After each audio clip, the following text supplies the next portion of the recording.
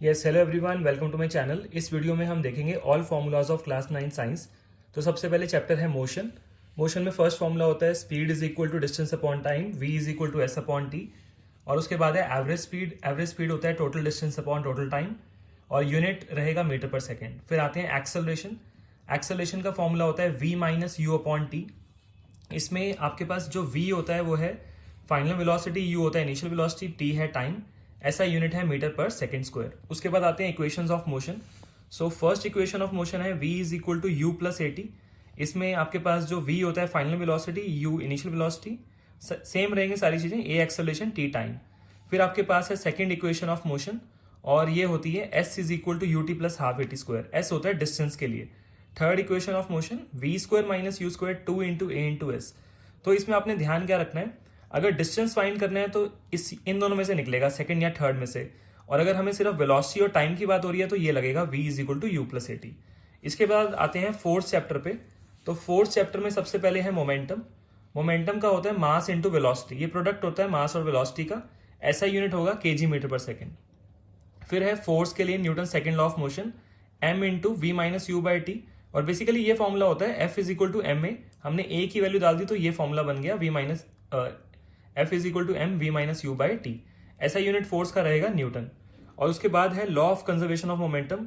ये वैसे 2023 यानी जो इस साल एग्जाम होना है उसमें नहीं आ रहा, बट फॉर्मूला फिर भी याद होना चाहिए। m1u1 plus m2u2 is equal to m1v1 plus m2v2। उसके बाद आते हैं ग्रेविटेशन चैप्टर में। सो ग्रेविटेशन में जो हमारे पास है सबसे पहले यूनिवर्सल लॉ ऑफ ग्रेविटेशन का formula F is equal to capital G m1 m2 by D square. इसमें G होता है ग्रेविटेशनल कांस्टेंट, m1 m2 होगा मास ऑफ टू ऑब्जेक्ट और d हो जाएगा distance between two object. Next है acceleration due to gravity. So gravity की वजह से जो एक्सेलरेशन होती है उसका फॉर्मूला होगा G is equal to G M by R square.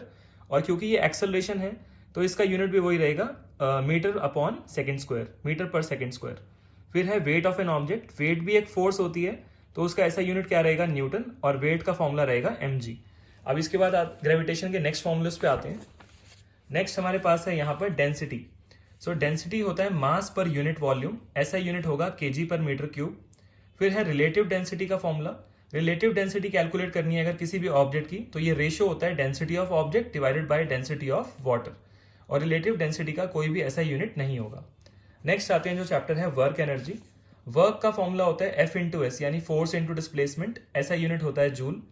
फिर kinetic energy half M V square, V होता है velocity, potential energy mgh, h होता है हाइट यहाँ पे, इसको ग्रेविटेशनल पोटेंशियल एनर्जी भी कहते हैं। और चाहे वर्क हो या कोई भी एनर्जी हो, जो ऐसा यूनिट है वो सब में जूल रहेगा। फिर एक फॉर्मूला आता है कि कभी कभार वेलोसिटी चेंज होती है और आपसे पूछते हैं कि वर्क डन निकालो। सो इस केस में हमारे पास वर्क डन का जो फॉर्मूला बनेगा वो बनेगा change in kinetic energy half M V square minus U square. Next आते हैं पावर। सो पावर का फॉर्मूला होगा वर्क अपॉन टाइम और इसका जो ऐसा यूनिट है वॉट रहेगा। पावर का एक फॉर्मूला और भी होता है M G H upon time, और आपके पास इसमें h है हाइट और t है यहाँ पे टाइम और g है यहाँ पे acceleration due to gravity. Basically यहाँ पे जो mg है वो वेट है, mg is equal to weight, h है यहाँ पे हाइट और t है यहाँ पर टाइम, ऐसा यूनिट सेम रहेगा वॉट। फिर है एनर्जी। एनर्जी का फॉर्मूला होता है पावर इंटू टाइम, बट आपने दो बात का ध्यान रखना है कि ऐसा यूनिट तो एनर्जी का जूल है बट कमर्शियल यूनिट है किलोवाट आवर। नेक्स्ट आते हैं जो इसका लास्ट चैप्टर है वो है साउंड। फर्स्ट फॉर्मूला है F is equal to 1 upon T यानी frequency is equal to 1 upon time period, और टाइम पीरियड का यूनिट होता है सेकेंड और फ्रीक्वेंसी का जो ऐसा यूनिट है वो आएगा हर्ट्स। नेक्स्ट फॉर्मूला एक रिलेशन होता है स्पीड, वेवलेंथ और फ्रीक्वेंसी के बीच में। तो v is equal to lambda into frequency. Speed के यूनिट रहेंगे मीटर पर सेकेंड, लैम्डा यानी वेवलेंथ ये मीटर में रहेगा और फ्रीक्वेंसी हर्ट्ज में। फिर नेक्स्ट है इको के क्वेश्चंस में क्या करना है, जो एको वाले क्वेश्चंस होते हैं speed is equal to distance upon time, echo word है ये। तो स्पीड के लिए v आ जाएगा, डिस्टेंस बोथ साइड्स का 2d हो जाएगा, टाइम के लिए t आ जाएगा।